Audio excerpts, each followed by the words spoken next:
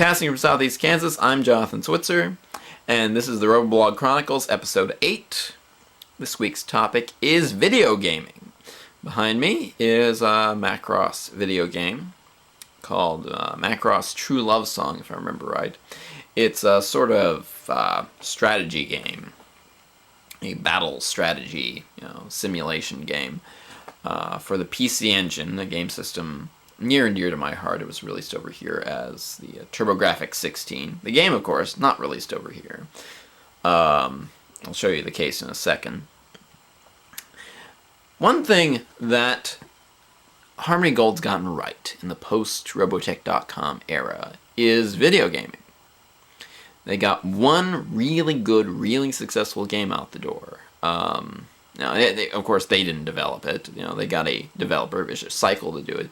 But in any case, that I think is the one big success besides Shadow Chronicles, which is doing pretty well. But pre-Shadow Chronicles, that was their one big shining success.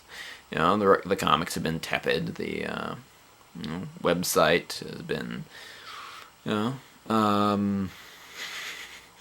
what's the word I want to use? Ignored. Neglected, that's the word. Neglected. But, they got that one great video game out there, and then they got, Invasion out there, which, the less said about that, the better. What I find interesting is that we have never gotten any of the Japanese Macross games out over here. For instance, here is the Macross game for the Famicom, the original Nintendo Entertainment System in Japan. A little side-scrolling shooting endeavor. See the little battle pods? You shoot the little battle pods, and it plays a little tinny Nintendo version of the theme from Minmei's movie, Xiao Pai Lun, and you get to actually transform your little Valkyrie, into all three modes, and go up and down as it scrolls across to the left, shooting different kinds of battle pods and officers pods and nasty female powered armors, and it's a nice little game for the time, but graphics are nothing to write home about, but it's the little Nintendo, here are the two PC Engine games.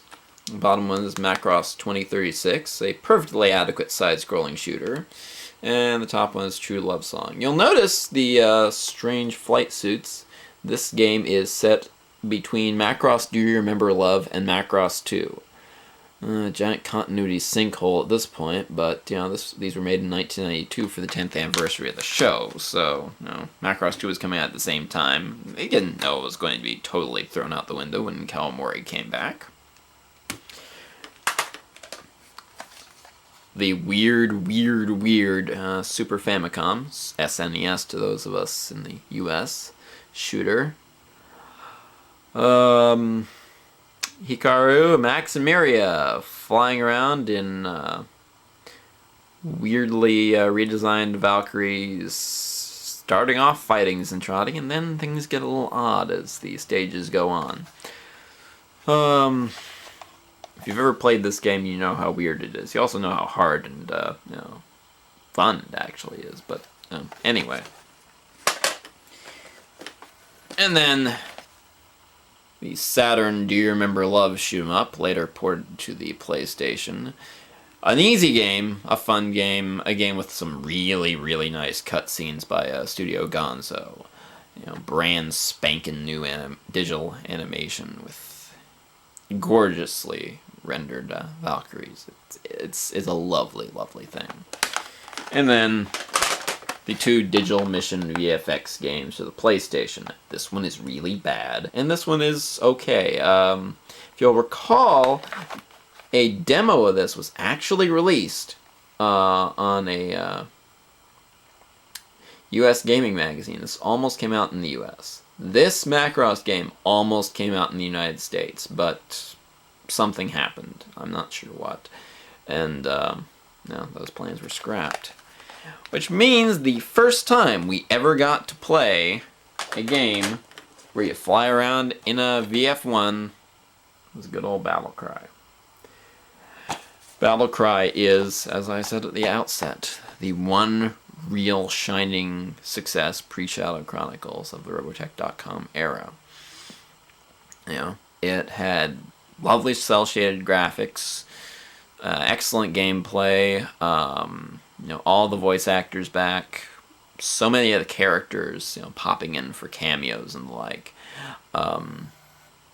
and you know, slightly remixed versions of the Robotech music even to liven up the atmosphere. It was an all-around success, and why they changed so many of the things that made that game successful for Robotech Invasion, I have absolutely no worldly clue. I think to some extent they were trying to get, I don't know, they were trying to recreate Halo with Robotech or something. I have no idea. Did they think that the cel-shaded graphics would turn casual gamers off?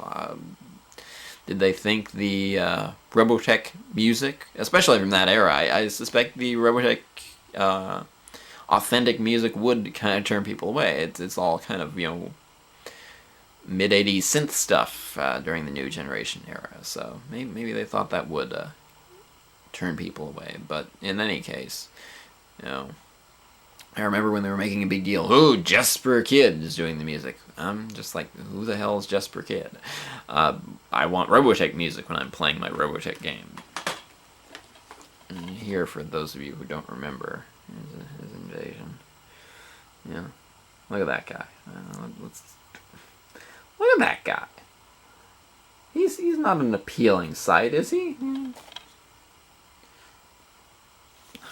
I don't get it. I just don't get it. You know, you can squeeze a new generation experience out of Invasion. You can do that. You know, I remember, you know, at one point in the game, you know, riding up on the Cyclone, switching, you know, to armor mode, jumping on top of an Invid, you know, aiming my gun down, blasting, you know, an Invid down there, jumping off, you know, turning around, switching back to bike mode, firing some missiles, and, you know, I remember doing that and going, yes, yes! You know, I have squeezed a new generation style experience out of this game. But you shouldn't have to work that hard to actually squeeze a new generation experience out of the new generation video game. I don't know. Invasion is a squirrely thing. Now my question at this point is, what could Harmony Gold do next with a video game? Now, for a long time, even before Battlecry came out, I was thinking, you know, do the Sentinels. Do the Sentinels as a video game. It makes a really good video gaming scenario. You're hopping from planet to planet, you know, trying to take down the Invid strongholds on each planet. You know, it gives you the Alpha Fighter to play with. You know, if you really, you know, if you use, say, the setup from the RPG, it could also have the Cyclone. You could also have the Cyclone. You could also throw in the hover tank, since, you know, that's of that era as well. You basically have your entire Robotech TV series arsenal right there in that game. You would have a vast array of planets to visit.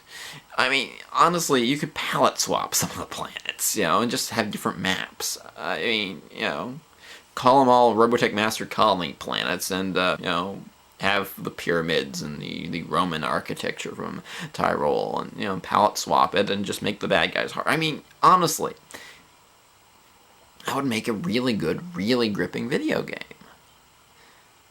And, you know, you could you know, fuse the engines, tweak the Invasion engine, tweak the Battlecry engine. You could fuse the two engines together and make it all one game. It would be brilliant. It'd be nice. I'd enjoy it.